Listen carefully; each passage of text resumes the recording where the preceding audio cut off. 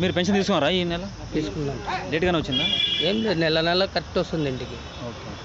Warranty వచ్చి ఇచ్చిపోతాడు. Volunteer వ్యవస్థ బాగుందంటారా? బాగుంది సార్, ఏం ప్రాబ్లం ఏం లేదు.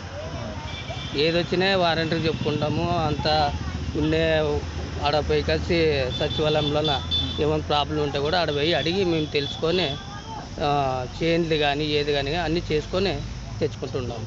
సచివాలయం పెట్టినందుకే మేలు. ఇప్పుడు మేము లాంగ్ పోవాలంటే కాళ్ళు పడిపోతాయి, పెట్రోల్ కావాలా, దుడ్లు లేవా, అన్నీ అవసరపడుతున్నాము. అది పెట్టినందుకే మాకు ఊర్లో మేలు. ఇప్పుడు రాజధాని ఒకటి ఉంటే మేలా, 3 ఉంటే మేలా? అన్నీ ఉంటే బాగుంటుంది సార్. అప్పుడు ఎట్లున్నో పాతగా అట్లే ఉంటే బాగుంటుంది. వాళ్ళు సపరేట్ అయితే మేము ఏమన్నా అవసరం పడిపోతే కూడా మమ్మల్ని ఇక్కడ తరిమితే కూడా ఇబ్బంది కదా. చంద్రబాబు వస్తే వాలంటీర్ వ్యవస్థని పెడతారంటారా? నమ్మకం ఉందా మీకు? ఆయన పెరికేస్తామంటున్నాడు కదా సార్. ఆయన గెలిస్తే ఆయన చెప్తున్నాడు. మరి ఏ రకంగా మరి ఏ పథకం ఎట్లా పెడతాడో మనకు తెలియదు.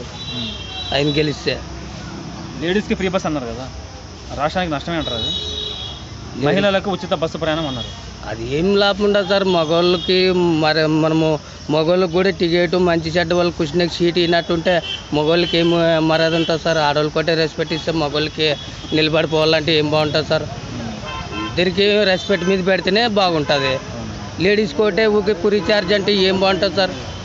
వాళ్ళతో పాటు మనం ఇప్పుడు భగవంతుడి నుంచే కదా ఏదైనా కానీ జరగాలంటే ముందు భవిష్యత్తే.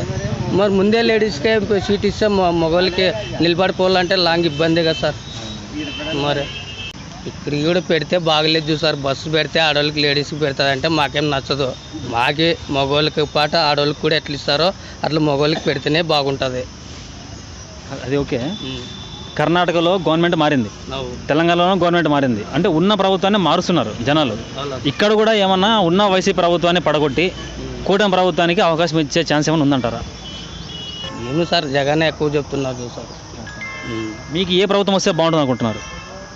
ఇది ఒక తూరు జగన్ వస్తే బాగుంటుంది అనుకుంటున్నాం. అతనేం ఏం చేసింది ఏం లేదు, కరెక్ట్ చేస్తున్నాడు పనులు అయితే.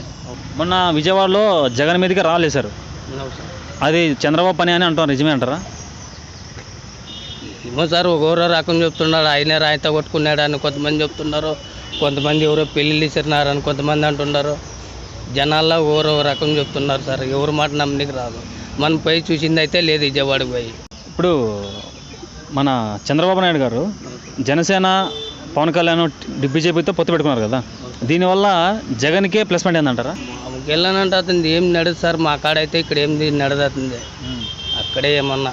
అంటే జనసేన అనేది రాష్ట్రంలో గుర్తింపు పార్టీగా ఉందంటారా? ఇక్కడ జనసేన మామూలు అడుగుతా కనపడుతుంది అంతే, పెద్దగా ఏం లేదు సార్, పెద్దగా ఏం లేదు.